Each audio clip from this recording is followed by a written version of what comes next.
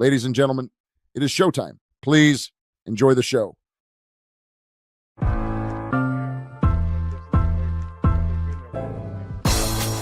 It's the corner where the treats at. Is this the passing of the torch, right? Is this what this signifies? It comes down to that front office and what they feel is most important. The champ is here. We've touched down from a higher plane. Why you made it here? We always look forward to that week because it was always intense. You know that we ain't coming back. We about to. The man, the myth, the legend, Dante Hall. My favorite player growing up was Dante Hall. I love you guys in the show, but Dante was my guy. Get to dashing because you done on the warfare.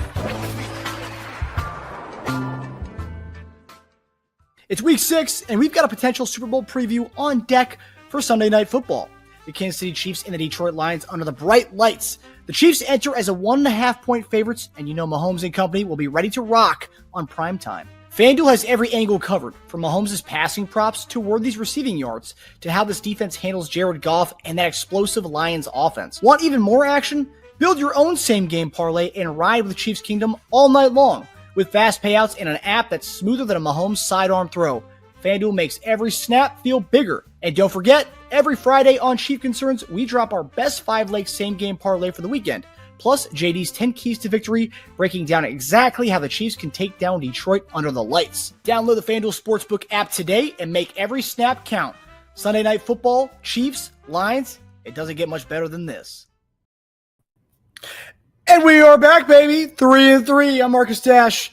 Right there's my guy, Teja Dash, my brother. And, of course, our guy, former Chiefs tight end, Jason Dunn. Hey, guys, we are back to 500, and we just dominated what many have been calling the NFC's main team to come out for the Super Bowl. The NFC's the early season representative of the NFC. We just dominated them tonight. We just spanked them all night long, coming out of that for that first drive, which I was kind of scared of. That 15 plays, 10 minutes. I was like, uh-oh, this is not good. And then what happened? We stuck it in them all night long. But how are you guys feeling? 3-3, 30-17 smashing these guys. Offense looks great, and this is on the heels of number 4 coming to town, coming back and making everything good on the offense. How are you guys feeling? I feel pretty good, man. I mean, seriously, to be honest with you, watching this performance tonight should be an indication to understand that the Chiefs have been serious this entire time. You know, we know that sometimes it's all about poise, and you know what we've seen week in and week out is it's been getting better. You know, that's what you're trying to do, just trying to improve, and so they've been doing that. Obviously, with Josh Simmons and the family thing he had to deal with, or personal thing, and Jalen Moore coming in really showed that we got guys that's capable to come in and step in when they need to, and so we've seen that not only just on the offensive line but also too at wide receiver as well. And so what we've seen, when Worthy came back. Tyquan Thornton was stepping up. Juju was stepping up. Hollywood Brown has stepped up. He had 2 touchdowns today.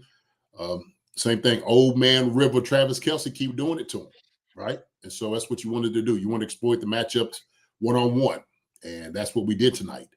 So I'm glad that they did that. Now, with that being said, it was a couple times I wanted to see a couple more runs, obviously in the red zone when we were sitting over there at the 3-yard line, and I'm just like, I came in, and I had to run outside for something to come back in.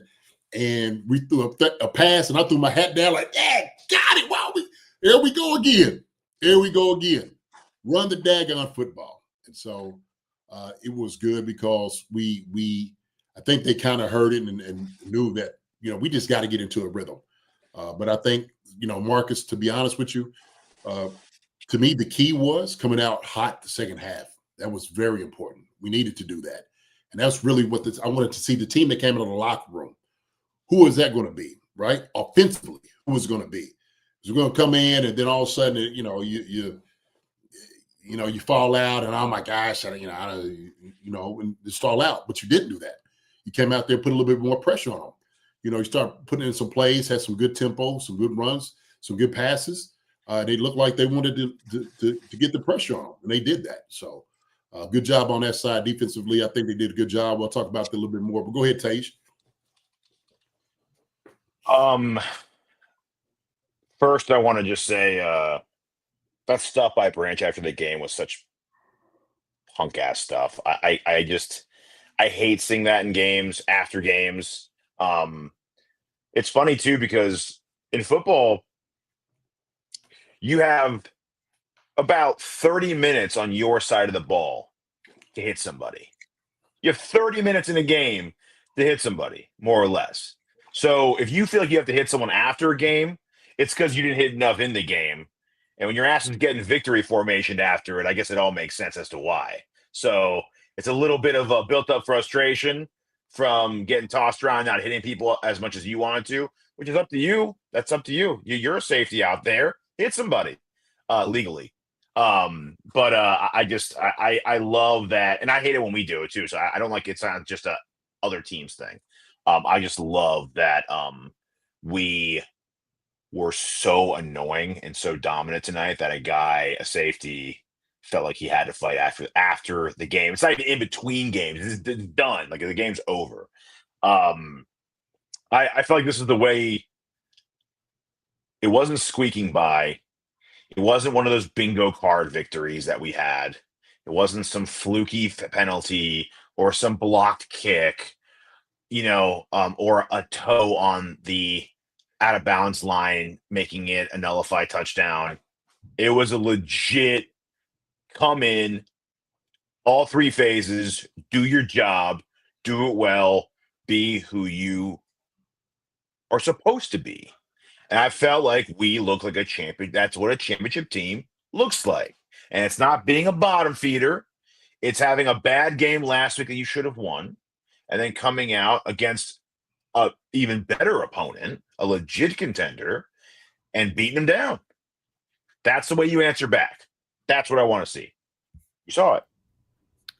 100%. I mean, we talk about. I think for the last few years, we've kind of gotten used to like these games. Like, oh no, it's gonna be a last second one. Like, a lot like Monday night, a lot like that. We just been on the winning sides of that. But yeah, tonight was nice to have a victory that was like from the 7-minute mark of the fourth quarter. I'm like, okay, this game's over. We done. I can get prepared for our post game show and knowing we're gonna win tonight. We've been so accustomed to the other ones, but there's a different feel to this team. And I feel like, as much as I hate some of these hot take shows, but I watch them. Colin Coward even said it last week, a guy who didn't even have us in his top 10 2 weeks ago. But he said after what he saw in that Jacksonville game, he said he saw a different type of team in Kansas City, a team that can actually go on the offense and be the aggressor in games. And that's what he's seen from this team that we hadn't seen in a few years.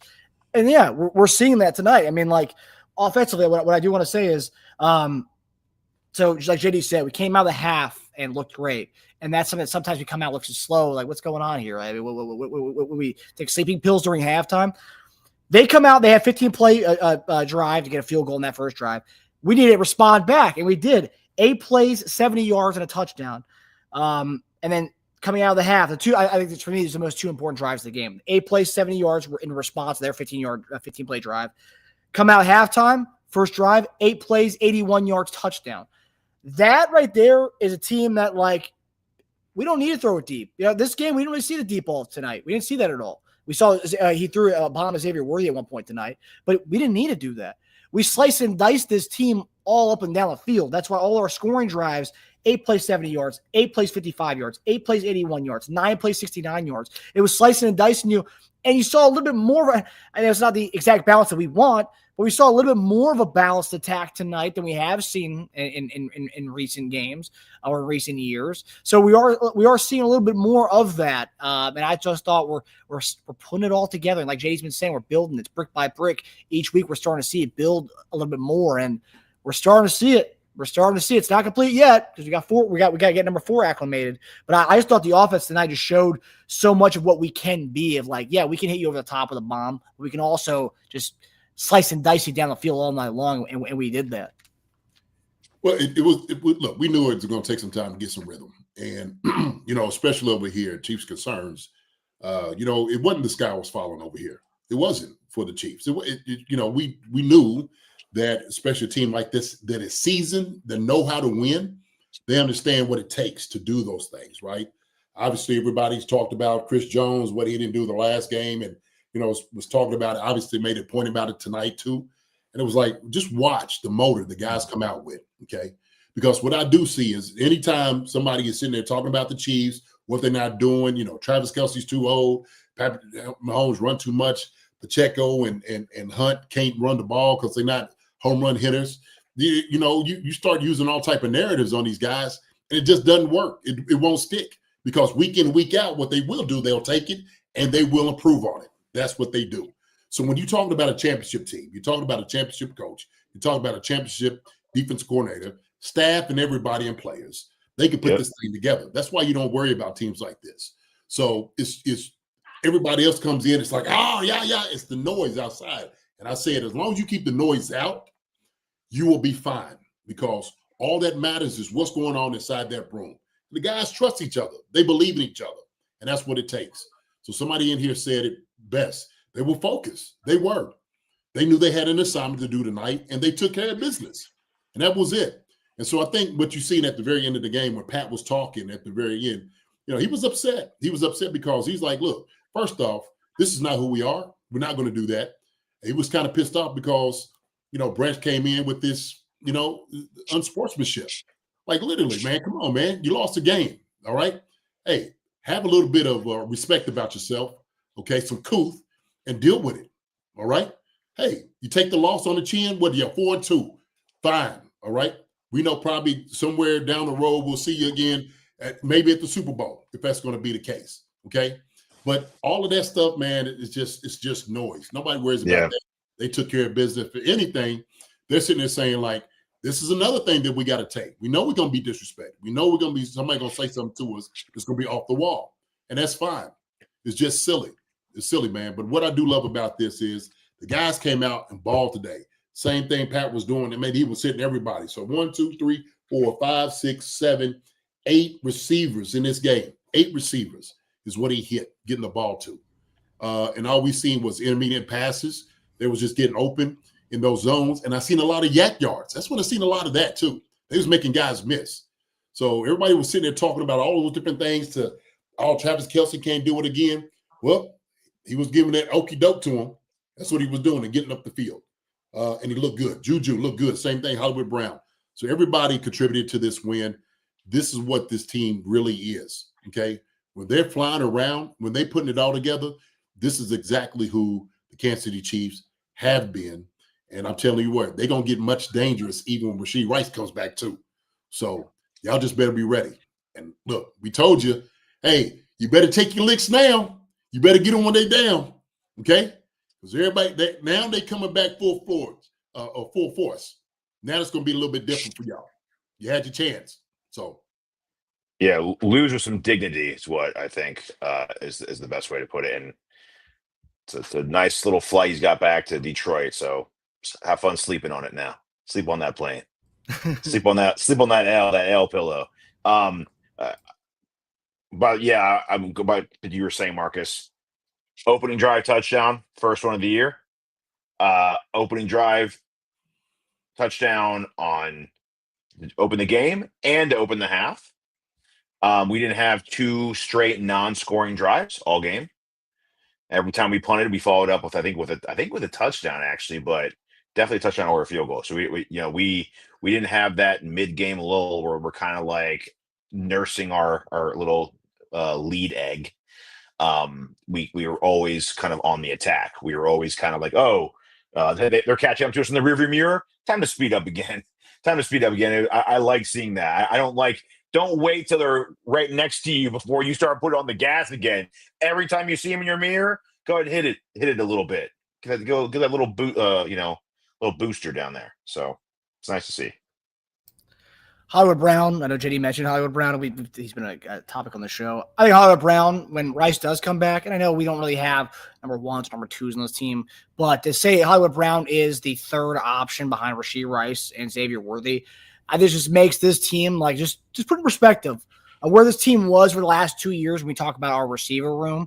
But now we can say like when we finally have the 3 guys, because again, this was supposed to be the 3 last year for us, and we never got to see the 3 together. But to say in a week's time, we'll have Rashee Rice still number 1, Worley's our number 2. Hollywood Brown is number 3.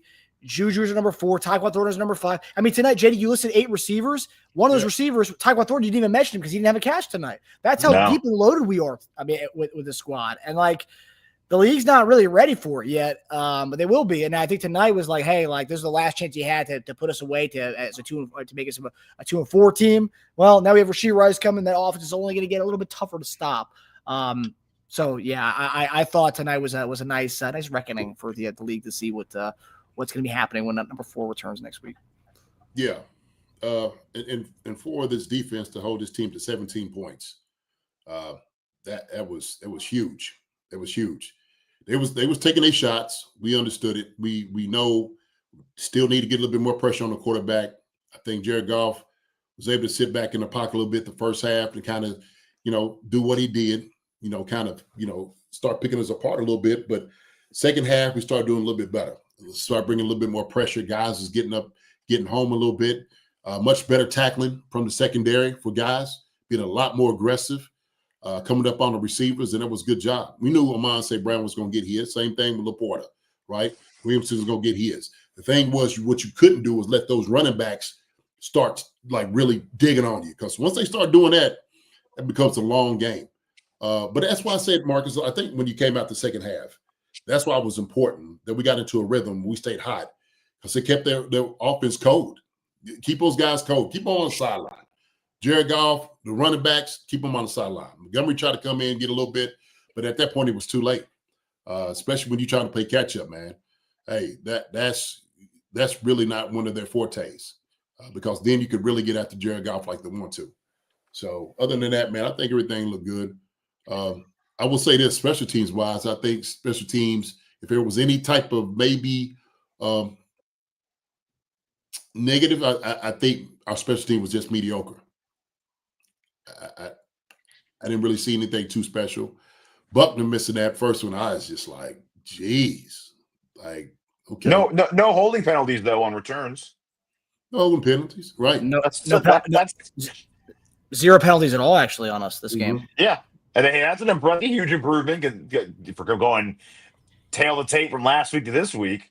Listen, I tell you what, come out this game with a holding penalty on special teams. I tell you what, you let that happen. You let that happen, okay? And I guarantee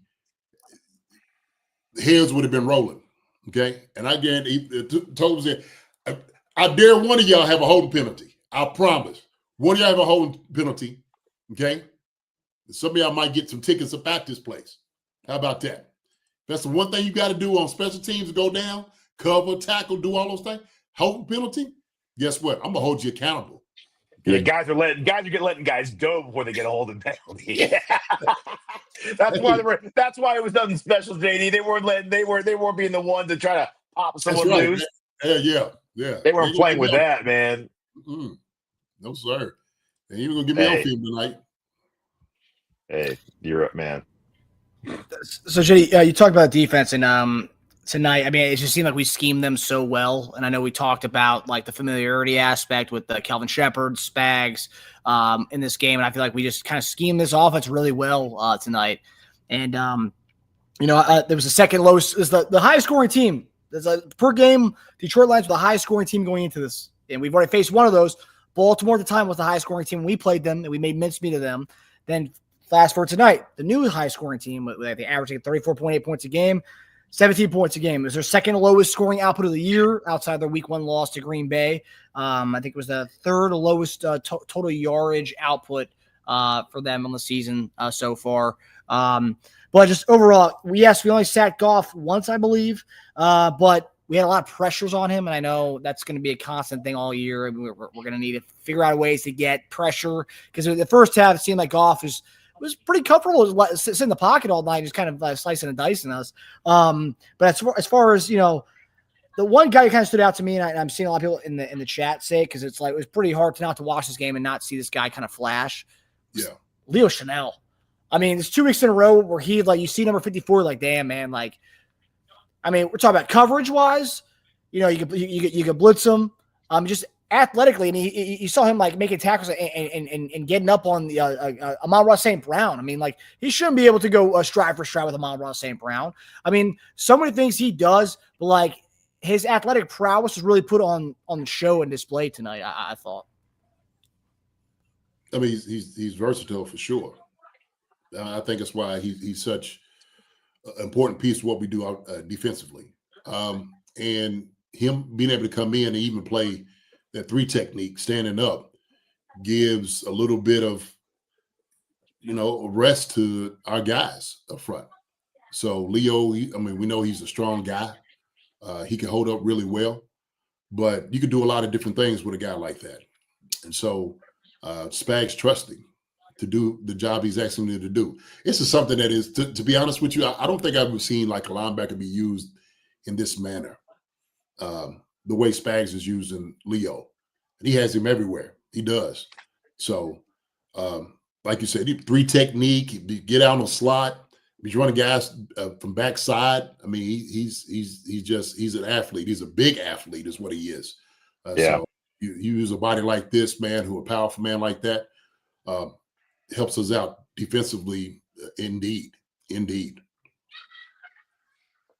I wrote down notes multiple times. I wrote beautiful play by Chanel, but then I ended up writing that like 3 or 4 times. And I was like, oh, he's just having a great game. I don't have to write this anymore. I'm not going to, because I do that so I'll remember it, but I'm like, okay, I don't need to do this anymore because I know I'm going to remember this. Just by our linebackers in general, to be honest with you, because I think Collinsworth highlighted it a couple times during the game that our linebackers were in positions that DBs are usually in. And we trusted our linebackers to really cover a lot of ground against a team that is deadly on the outsides and can kill you through the middle of the field with Amon-Ra, with Laporta, with Gibbs. So for Spags to have that kind of trust, really impressive. And maybe part of that's because we don't have to worry about the quarterback running. Either way, just amazing play against a really talented team. And it's really interesting too because it all makes sense playing it back the way the Lions handled it all. They wanted the ball first. They didn't want to play from behind. And they're like, we have to jump up on them so we can play our game comfortably the rest of the game. Because if we get down by 10 points, Jared's going to start pressing. We're going to feel the need to pass more, and that's just not our game. They have the weapons, but they don't want to do it. And it really was tale of 2 halves. So first half, they didn't have a third down of over 5 yards. Second half, 2 out of their 4 third downs were double digits, 10 and 11 yards. So, and part of that's because we slowed the run. So most of their big runs or good runs came in the first half. First half, they had a lot of good runs. Second half, 4 runs from the running backs for 5 yards. 4 from that team? Like, that's their bread and butter. Yeah. 4 runs. And they weren't out of the game. It wasn't like it was like a 24-point game early on. It wasn't a knockout. They just kind of felt the game shifting. And that second half touchdown by us kind of, I think, made them drive too fast for the transmission under the hood. I think they tried to press they had a little 4-cylinder and they were trying to press a little too hard. Stuff started smoking. That's kind of what happened to them. Then, we had the V8, so it just, I think that's kind of what happened and we jumped on it. And I think we knew that they're going to just be completely out of their game. I thought Noah Williams. I know everyone in the Chiefs Kingdom was pissed off that we didn't get to see a lot of Noah Williams. Saw him tonight. Pretty. I mean, Amon-Ra St. Brown's no slouch. Saw him matched up against him a few times. He looked good. We saw McDuffie follow Amon-Ra St. Brown a lot as well. You got to see him play in the slot, play outside. But I gotta say, I love what I saw, and I thought it was really interesting that with the way they went with Noel and McDuffie and all these guys tonight. And a healthy scratch to Christian Fulton, who was supposed to be a guy for us this year, and a healthy scratch for him. I don't know what's going on with that, but a healthy scratch for a guy they paid pretty good money to, 2 years, $20 million to come in and be a healthy scratch. This probably wasn't on the bingo cards, but to say Noah Williams tonight played pretty well, and after not seeing him a lot last week, I love to see what I saw from our secondary tonight. JD, Tej, what did you guys think of the secondary? I think Cook did a good job. He makes some good plays coming up tackling. Some short tackling he did. I think Noah Williams did a good job. Like this, look, we understand. They got some. I mean, James Williams, he could go deep. He can make you miss. I mean, Mon St. Brown is one of the best receivers in the league. We know we weren't going to be able to just stop him all the way. When he dropped that one on fourth down, I was like, oh, I think that was the one we needed. We needed that little break. But at a certain point, we knew Jared Goff, for him to have the type of time to try to throw it down the field, it just wasn't going to happen the second half. It wasn't. And our secondary they were on them. So what they were giving them, they was giving them all the stuff in front of them. Go ahead, hit in front of us. Our guys come down and just make plays, keep everything in front of you. I think that's what we did. Linebackers, secondary, all the guys did a good job. They really did. So I don't think anything as far as like what they did kind of threaten us deep was came a little toothless, to be honest with you.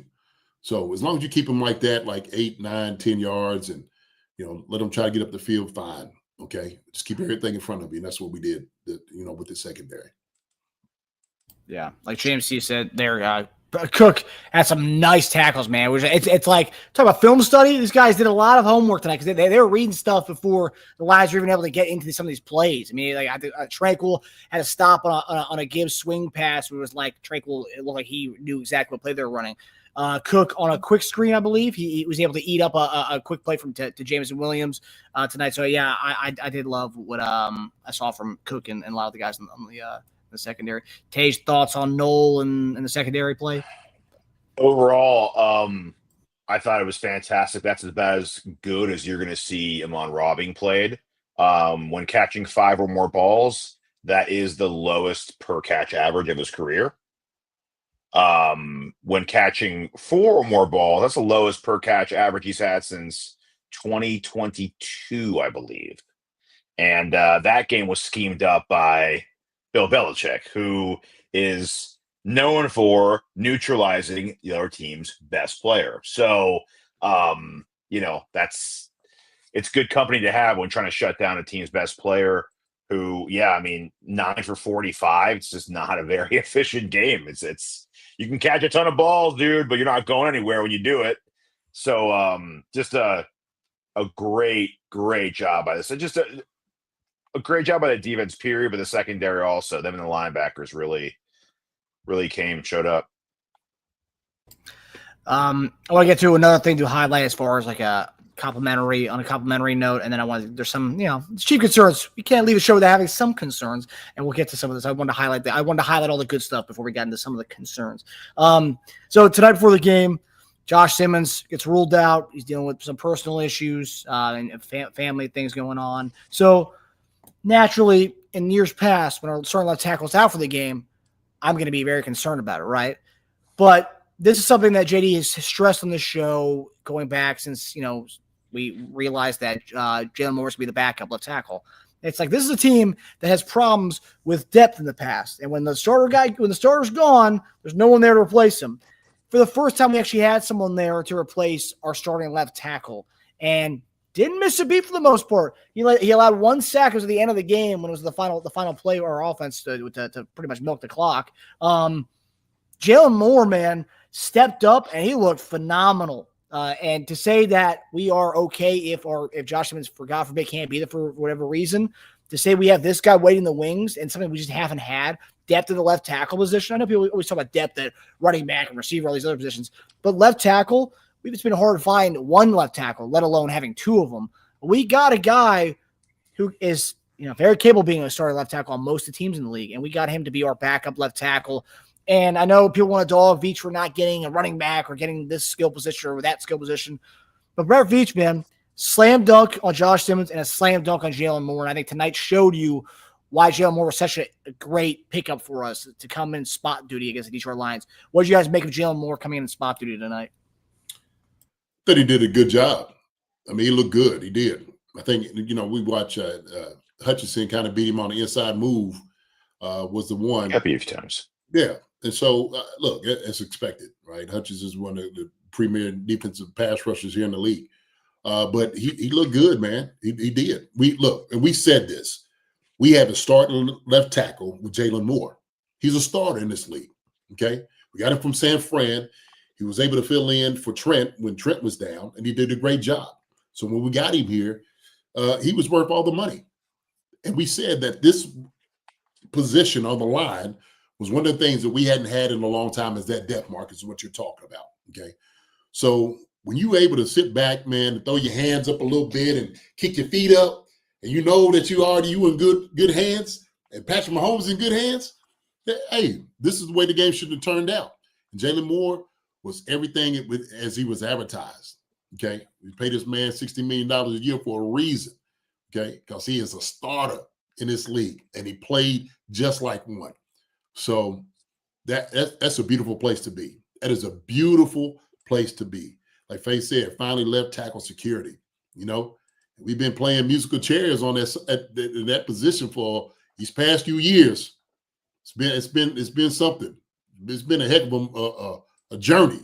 I think we're here, baby. We finally got here where we needed to get to. Jalen Moore, wonderful job, sir. Wonderful job, Jalen. Wonderful job. Well, what do you do when you get a really, really nice, brand new, expensive car? You get really good insurance. You get good insurance. Yes, sir. So and how good insurance for a brand new, expensive car is pricey. So, hey, that's when they showed what he's getting for the next 2 years. That's how much it costs. Otherwise, I think he just did a really, really solid job. I think he did a good job for finding out he was starting. I think he did a solid job if he knew he was starting all week. I think he did a good job finding out he was starting today. Because that a lot goes into that, I think, too. Just right. It's like, whoa, I'm starting. It's like, I mean, he's prepared because he's a professional, but still, just it's sudden. Yeah, he got beat a few times, but he didn't get beat like I've seen some of our tackles get beat before. He got beat, but got beat in a way to still extend the play and to give Mahomes a chance sometimes at least to step up. We saw last year, man, guys were getting beat. No names. Guys were getting beat so bad, like he couldn't, Mahomes was still looking over his shoulder. It's week 5. So, like, look out, Pat. I mean, Collins was just saying at one point, I think it was at the end of the game, near the end of the game, or at the end of the game, saying, like, I think Andy was talking about with him that he's finally, like, not looking over his shoulder anymore. He finally starting to feel comfortable with the protection, the new protection he has. That's how bad it was last year. The guy has PTSD from bad protection all year. So I think Moore did a good enough job, and I think we're lucky to have it. It's expensive to have it, but that's what happens, man. Especially with a brand new car that's been in an accident before, right? Because that brand new car, some of the reviews on that car, it can have issues. It just got repaired. So Simmons is coming off a big injury that some guys don't always come off of it. He looks fantastic, looks amazing. But that's another reason why you need a good backup tackle there. Yeah. Well, here's another thing, though, too. The fact that Pat is not taking off running under duress, he's just running because the defense is giving him man, and he's like, well, I'm just going to take off and get 5 or 10 yards right now, right? Because the defense got their back to me.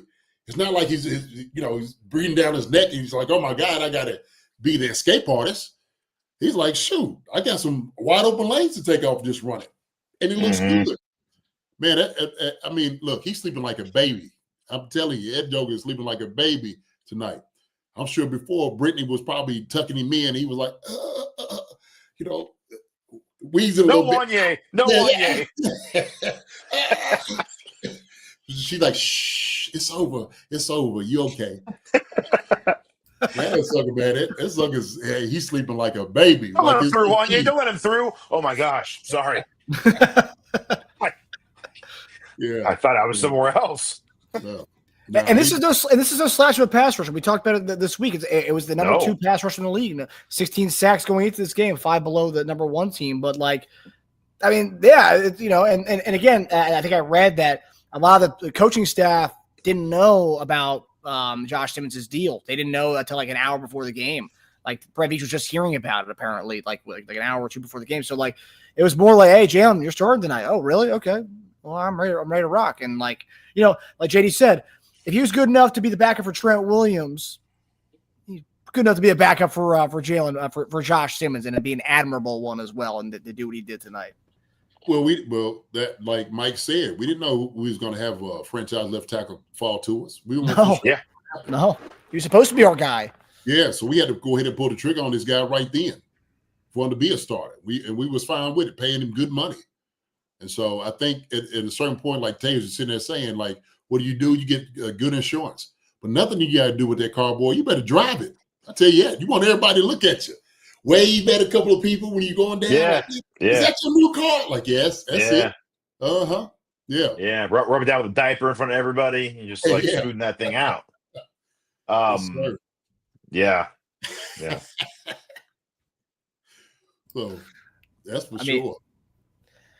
So yeah, I thought that was definitely wanted to highlight the Jalen Moore thing, because like in years past, if like that was a thing like last year, 2 years ago, like, oh man, who's gonna be starting left tackle? Like we're gonna have to move so and so to a left guard, and that left guard's gonna play left tackle because we don't have a left tackle to play left tackle.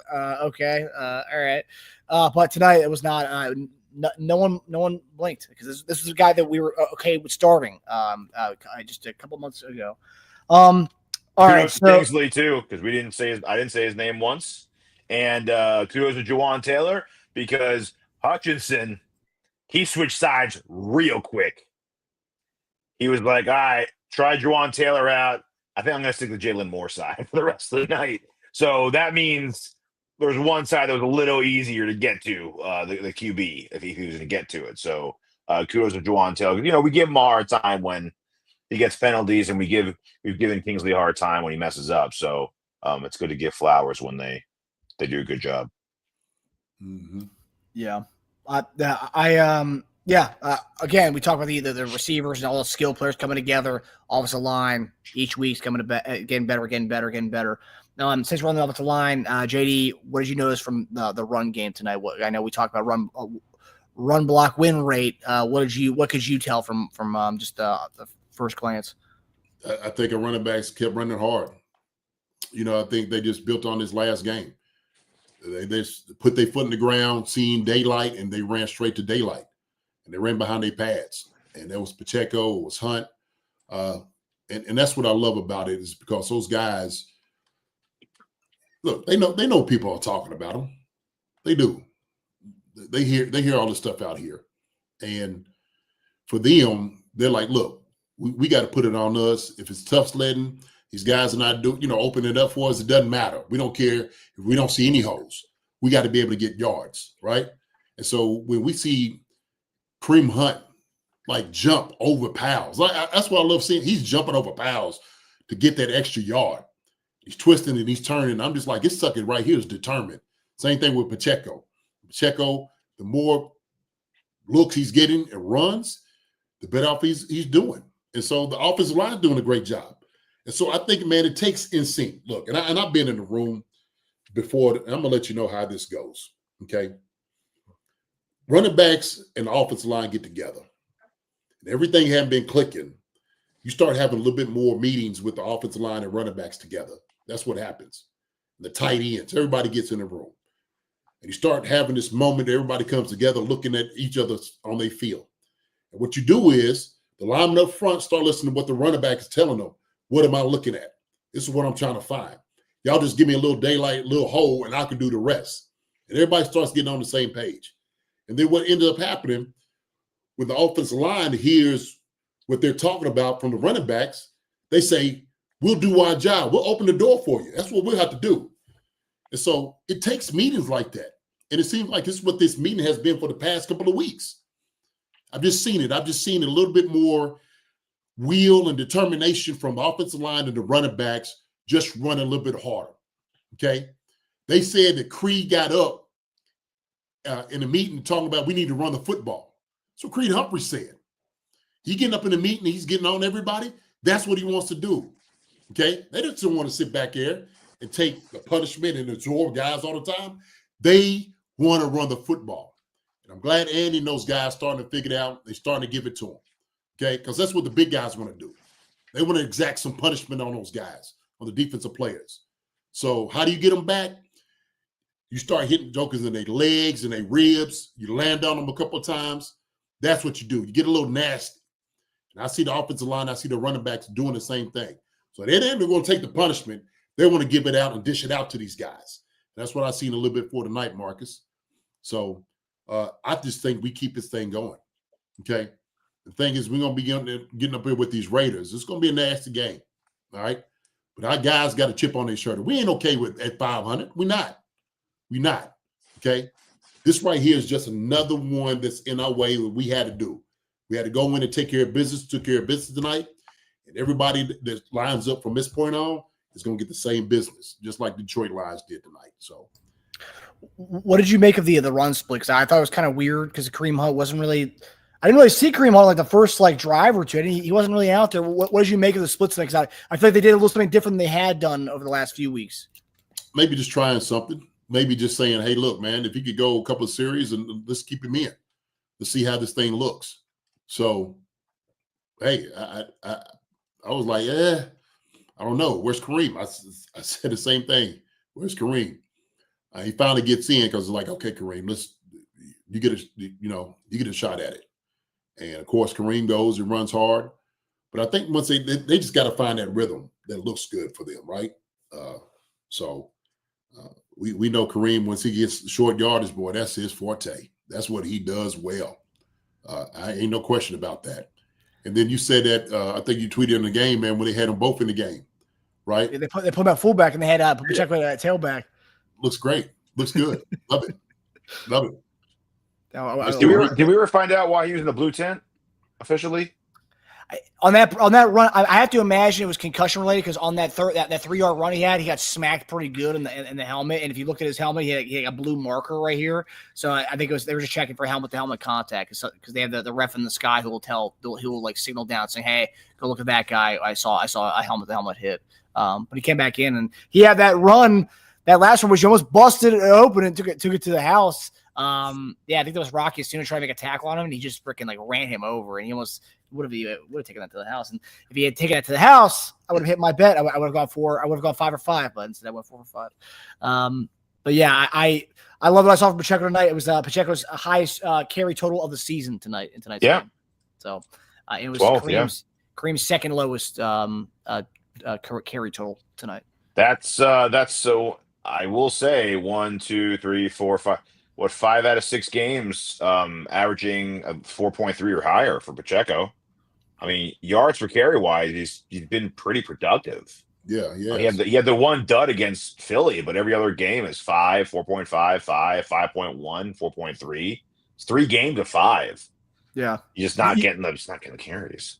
You could tell he's starting to feel confident though. You could see it. You could see in the last few games the way he's getting up from the contact and just the way he's kind of moving out there. Feels like he's kind of out of this the ankle break whatever cloud that he had over his head if he did have that.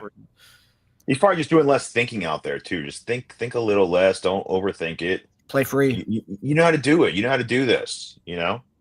Yeah, I want to address this right here. Kareem truck the line safety. That sucker boy. What y'all seen or what? Rocky Sin, yeah. And he also took Joseph for a ride on that play too. Mm-hmm. Joseph wanted off that train real quick. I would too. he was already giving before that when he got up and he was kind of like, "Ooh, man." Oh, yeah.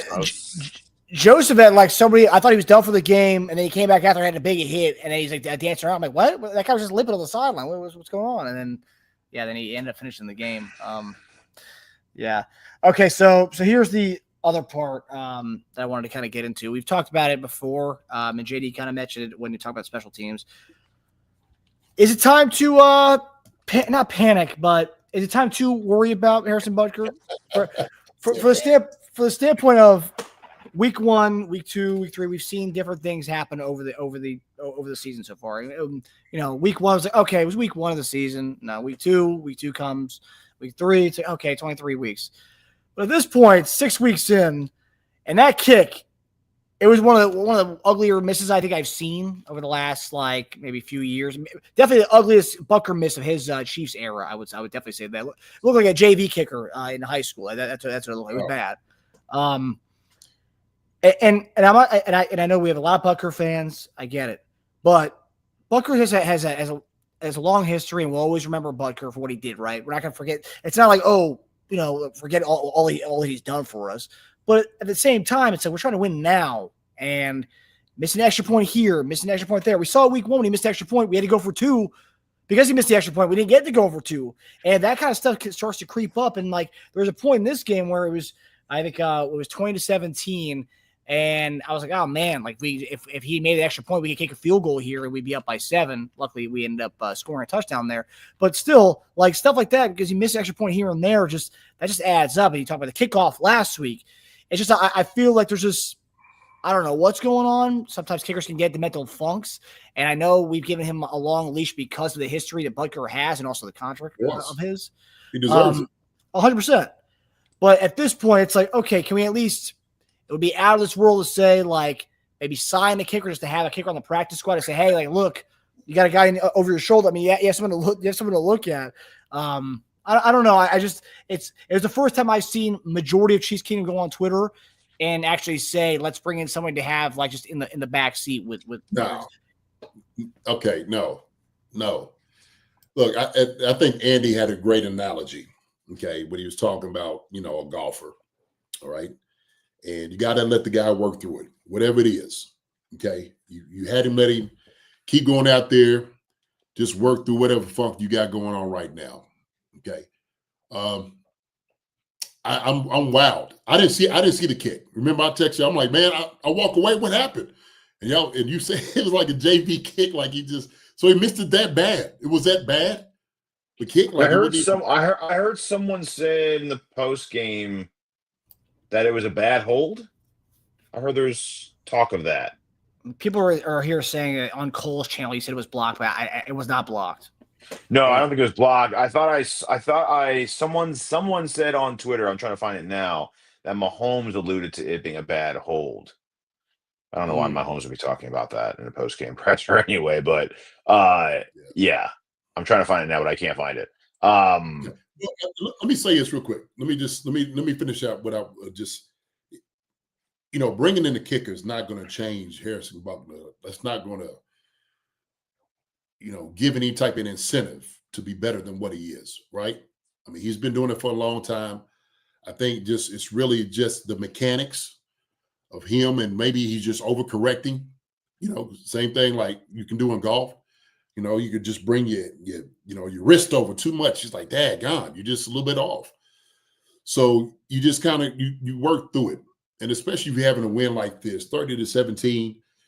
And I get it, Marcus, and shoot, you put yourself in a bind, a predicament when, you're giving up points that you need. You need to have it, okay? And you can't come in worried about somebody that you feel like is automatic, who has been automatic for you all, right? And he deserves that time to go ahead and work through these things to get it to where it needs to be. If it came down to it, Andy would have no problem, no issue to put Buckner in and go ahead and kick a long field goal. He wouldn't. And I think the thing is the short ones, the extra points is really the head scratcher. You know what I'm saying? Like that's a layup. That is literally a layup for, a guy like of his caliber. And so I don't know. Maybe it's just the mechanics, if the hole, something like that. But they do need to figure it out. Get out there and practice even more and make sure you work through it. And I think that's all you have to do is just keep going in, keep practicing over and over again, different scenarios over and over again. And I remember that's one thing that we would do. We would work through scenarios to try to get him spooked, okay? Or just a little pressure on him. Like, now you got time and now time. And you just got to kind of work through those things as much as you possibly can. But I think for us, man, we just got to keep giving him the time that he needs to kind of get through this thing, How? I mean, I guess my question is, how long of a leash are you giving Butker? I mean, like, look, the man's earned it. Suckers done put us in, games that we didn't won off that leg. So he's earned longer leash than a lot of people. That's for daggone sure. Then Cool and all these other people that got replaced. He's earned that long leash. He has. So until it does his end and lose a game, and okay, at the very end or something, and you just out like, all right, well then, I don't think we have that conversation yet. We got to deal with it. We good. Yeah, I mean, I like the conversation, but I'm also a practical person, and you're not going to replace them with better. So if we're talking about someone I know is a better kicker out there, but they don't grow on trees like that. So like, if you're talking about replacing with someone better, sure, I'm okay with that. But we're not. So the leash is to the end of the year, and if it continues and it's a problem, and we lose like a win or go home game, then yeah, then it becomes a real off-season discussion of, all right, man, time to take a pay cut to get closer to what you are because you're not the league's best kicker anymore, or time to go, and we need to find someone who can do close to what he does at about a quarter of the price. But we're not there yet. That's a long time away. I think he has made a mistake in every game, right? I think so. He's either missed an extra point, a field goal, or botched a kickoff in every game this year. I think you're right. Yeah, week 1 missed extra point. Week 2 missed a 50-yarder. Week 3 missed a 40-yarder and an extra point. And an extra point. Week 4 missed a 50-yarder. Week 5, the kickoff, he went 4 for 4 extra points. And then tonight, the extra point. The extra point, yeah. So yeah. Jay, you were a special teams coach, and like we always talk about how like sometimes bringing in a guy is good to push a player at another position. Like, oh shoot, I'm looking over my shoulder, like, oh, I see that guy's in the room now. Okay, all right, I need to step my game up. Why is that different for a kicker versus another position? Because it's very mental. It is. Definitely it is mental, and so some guys may be in certain positions. You could definitely utilize that strategy.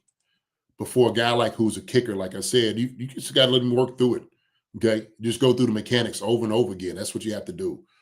But Buckner, he's more than earned his place in the position here. There's no question about it. So bringing a kicker in is like, what are you doing, Matt? If anything, shoot, it might work against you. And then all of a sudden, you got coming in, who doesn't know the culture. Now he's Shanks McGee. You don't even know who this kid is, right? You just see him get worse. Right. It can get worse. Get worse. So we know Buck's good from 50 on, and usually the 50 is like the chip shop one. He's like, oh, shoot, that's 50 for Buck. Buck got that. It's good. That's how we were. That's how we've been since he's been here. And so now he's got this little, this spot right now that's going on with him. Hey, man, as a special teams coach, having your kicker, you just have to say, look, man, let's go back over the film, see what we're doing, what's going on with the hold. Do you feel any different? What are you thinking of? And so let him verbalize what's going on, how he missed it. What is he thinking? Are you overthinking it? Did you think you had it? Was the wind off? What was it? Do you need a new shoes? Let's try everything, right? But let's deal with him till the cows come home. That's how I feel. Did someone touch your kicking tee? Right. Yeah. Hey, was your suit not tight enough? Do we need to go get you a tighter suit? Did someone grab your kicking tee in pregame and throw it because you were on their side of the field? Mm-hmm. Did someone give you the Tucker treatment? He has the lowest extra point percentage in the NFL, just to say. And that's more worrisome to me, just because, and I think Barbershop said it, that we are a team that shouldn't have to worry about field goals. Yeah, our game shouldn't come down to a kick anyway, but not with our offense. And that's right, because like we're going to score a lot of touchdowns, and the extra points are coming at lowest percentage as far as extra point wise. That for me is like, sure, I'm not going to be. Yeah, not going to be mad that he's missing a 50-yard kick. It's a 50-yard kick. Like the fact that he was doing that in the past, that's great. He did that. But, like, I'm not going to lose sleep that he's missing 50-yard kicks. But I am going to lose sleep over missing extra points. And the game's coming down to having to, we need to make up for that missed extra points. Why we have to go for 2 and not get the 2, and now we're down 3 points. And it's like that's the stuff that bothers me more than anything, which scares me because I'm seeing that's where we're seeing more of the concern there with Butker. And that's kind of, like if that's the issue that, we could sign, Buffalo Bills are probably going to cut Matt Prater when Tyler Bass comes back. Sign me up, Matt Prater. Yeah, that or just re-sign Morton Anderson, man. He could probably still nail 35 yards in his sleep. Yeah, More Anderson, man.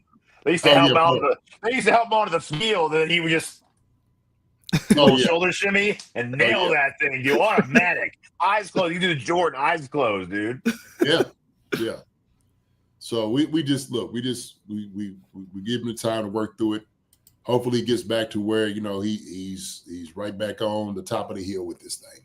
Okay. Early on,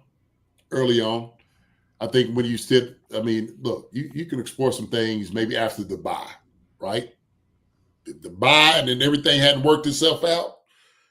Maybe you do say, hey, man, look, maybe we need to have a conversation if this thing keeps happening. But before then, nah, man. Buck, you good, man. We just keep working on it, okay? You all right. You good. Yeah. Definitely a conversation to have because every week it's becoming more, different things. And we had someone DM our account to say, "Are you guys think do you think it's a problem now?" And it's like, no, we never said it wasn't a problem. It's just more like he's earned the leeway to say, "Hey, like give him another week, give him another week, give him another week." So, hey, yeah, we got to work through it. Shoot, he was one of the best. So he was paid like the best. So yeah, that's, we just like the same way people this is fair. It's fair, right? People want to dog Juwan Taylor for the penalties and all that stuff. He's a high paid right tackle. Well, Butker's a high paid kicker. We expect the best from Butker as well. So like all positions the same. But all right, guys. So 3-3. The Chiefs dominated Detroit Lions tonight, 30-17. And Rashee Rice comes back next week. So this offense should be greatest show on turf from here on out. I know no more excuses. No excuses at all. I'm excited, man. And the fact that whether it's Josh Simmons or Jalen Moore, we're set at the left tackle spot. I love that. Tonight showed us a lot of what this team can be, and we don't even have the full parts yet. And that was without Josh Simmons, and that was without Rashee Rice. Just think next week this time we'll have both of them. And so I'm very excited about that. And the beauty is that Jalen Moore can play on both sides. That's the beauty. But we got depth on the line, man. Hey, man, we need to celebrate that. We got depth on the offensive line of scrimmage. That's the least of my worries. Out of all things, that's the least of my worries right now. That's beautiful. I'm telling you. I'm ecstatic just thinking about it. Smiling. Love it. Just to say real fast before we take off, probably stuck with Butker for 2 more years. He has a potential out after next season of his contract. Otherwise, we have a lot of dead money. Which is crazy to say for a kick. Which is crazy to say for a kicker. Dead money is like never an issue, but when you have one of the best, you pay him like one of the best. Dead money is an issue. Yep. So tomorrow night we will have our show right here, 8:15. JD will give us his grades for all the position groups, which I'm very curious to see how he graded tonight's game because I think we might be seeing more A's being handed out by Professor JD. I don't know. No, man. They got to earn it. Listen, just because we won don't mean you earn an A. It don't work like that. Yeah, just because you were better than last week doesn't mean you're the best. Yeah. Okay. Be good. Hey, I'm still do the pencil whip for you. Yeah, have the glasses down here looking at. Mm-hmm. So, but I do believe that part with Noah John Marshall said is once again, Veach saw the problem 1 year. No, not that one. Noah John. It was the other one. Said even when Rice got to stick to the run. Absolutely. Even when Rice comes in, got to stick to the run. We got to keep that part of our game going and growing with it because the run only opens up the pass. We know that. So let's continue doing those things, man. But great win tonight, no doubt about it, fellas. great win out there. Chiefs fan and Chief Concerns fans, beautiful to see our guys do what they do. And this is the team that we were looking for it to be, okay? And they're developing. And we love it. We outrushed Detroit. Can you believe that? In attempts and yards. Really? I mean, I can't believe. I love to go back and see how many teams have done that. That's not very common. So, hey. I think did Baltimore outrush them? Because remember Henry had like a 70-yard run in that game. Yeah, but Montgomery also had like a 90-yard run that game. So yeah, I don't know. Yeah, probably not. I bet you they've been outrush. I bet you if you look at their outrush games, I bet you it coincides with losses too. Yeah, no, for sure. Because I mean, there's their whole game plan, like you mentioned, they want to get on top of the team, so they can run the clock out. But all right, guys, well, that does it for us. That does it for Chief Concerns presented by by FanDuel. I want to give a shout out to all of the super chats that we've had tonight, going from the beginning of the show. Stu, give me an A. Yeah, tell JD to give me an A. Man. Marcus got an A. You got an A tonight. Did either one of y'all hit? Did y'all hit on your bets? I went 4 or 5. Kareem needed 7 more yards for 30 yards rushing, but 4 or 5. Oh, are you kidding? Wow. Yeah. Well, Teja lost because of Bucker in the quarter one.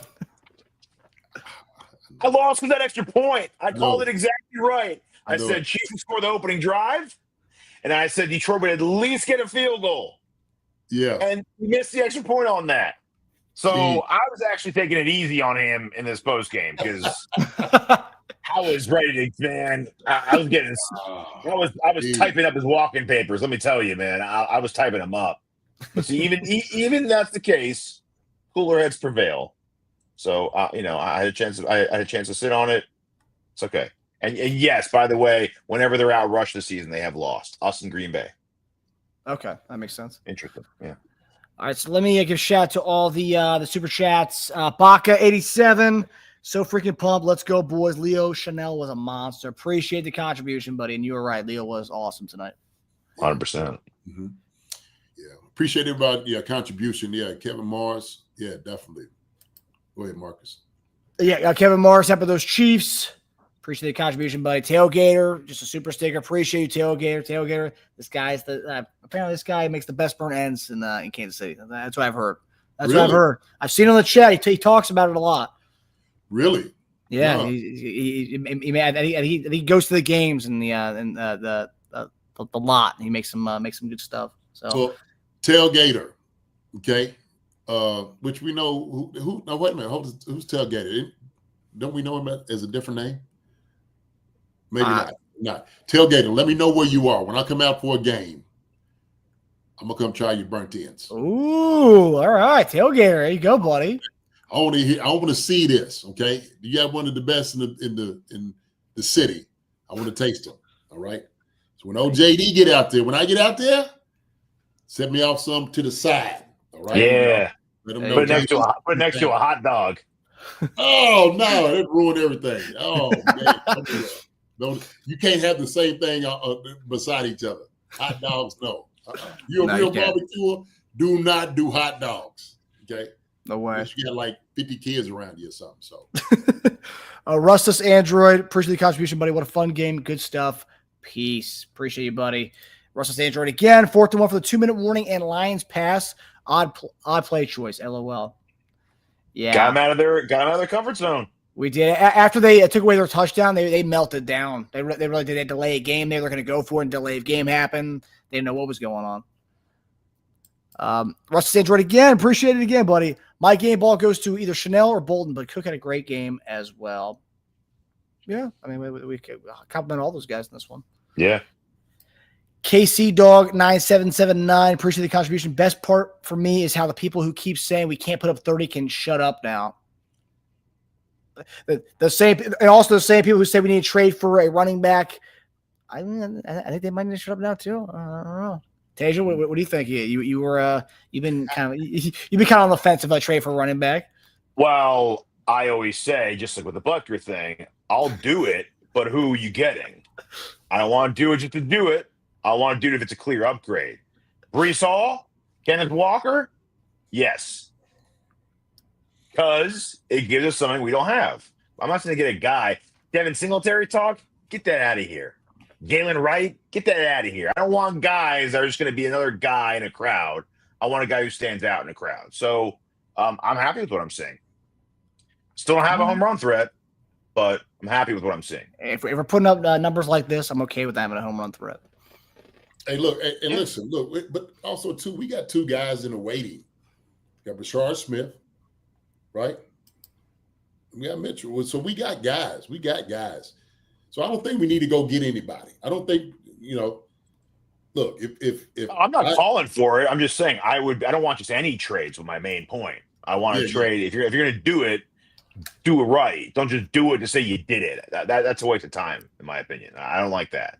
Trading for the sake of trading is a waste of time. If you're going to do it to fill a real need that you don't have. Yeah, we're good. We're good. We're good. Yeah, we're good. Them jokers are figuring it out, man. So. A final super chat, game time conversations. Appreciate the contributions. Seen a lot of new names in here tonight, so I honestly love all the new names, guys. Andy ran the ball versus 5 to 6 man fronts and 2 high safety looks and took what the Lions gave them all night. I mean, we talked about the play-by-play drives all night. We did that, sliced and diced. Mm-hmm. Yeah. All right. We appreciate all the contributions, guys. You guys are fantastic tonight. And Stu, I don't know what's going on with you, buddy, but I hope you're doing well, man. I don't know what I've done to the guy. Nothing, man. He's just going. Stu's going through it, so he's having a hard time right now. But either that, Stu, we love you. He's Salty Saltzman, man. Salty Saltzman, yeah. He's salty. That's his nickname when he acts like this. Salty Saltzman. Yeah. It's Branch's burner account. Yeah. Yeah, because you know what he's doing at the end of the podcast, just like Branch at the end of the game. That's true. Podcast's over. This guy's swinging for the fences, man. What the hell? Yeah, no, he's having a little rough time, man. So we keep praying for him, man. Don't be salty, man. Don't do that. Pray for you, Stu. Absolutely. But hey, with that being said, hey, thank you everybody for y'all coming out tonight. Hey, tomorrow I will have the grades. I will go over this film, talk about it. Some very good stuff, no doubt, that they put out there tonight. Going forward, man, I think we got our mojo back. We got it back, brothers. Dash brothers, like we got the mojo back. Like it. Yes, sir. So we just gonna keep this thing going, man. Continue, man. I love the fire in their eyes, the focus they had. They knew they had something to do. They took care of it. So appreciate it, man. Appreciate it. Seriously. So with that being said, love you, brothers. Love you all out there in Chiefs Concern family, Chiefs Kingdom. Thank you all for stopping by, visiting us. Come by this week. Come holler at us. Come see us. We're going to have some more good stuff for y'all, too, this week. So, love you guys. Yes, sir. Okay. Tomorrow night, 8:15, JD's Gray Show, baby. Come on in, baby. Yes, sir. All right. Hey, love each other the way you're supposed to. I always say that if y'all know it here, love each other the way you're supposed to. That's how Stu, listen to JD, Stu. Listen to JD, Stu. Yeah, not just to all of y'all listen to it, okay? We'll be better people together. That's what we'll do. All right? Yes, sir. All right. Love you guys. I love y'all. Love you guys. Good night, guys. All right. All right. Hi, everybody. Thanks for watching. Subscribe here to get the latest from the show. Also, be sure to check out the best clips from Chief Concerns. And if you prefer to listen to the show, subscribe and follow us on Apple Podcasts, Spotify, and anywhere else you get your podcasts.